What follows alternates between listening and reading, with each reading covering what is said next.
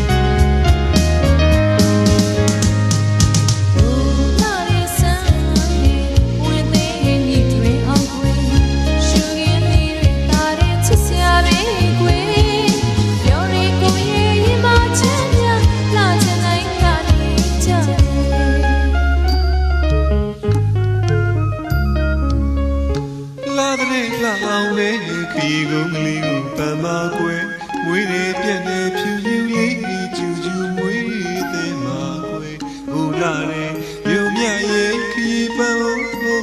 ကြုံွယ်ဘူလာတယ်လားထပ်ပြောစမဦးတော့ခွေ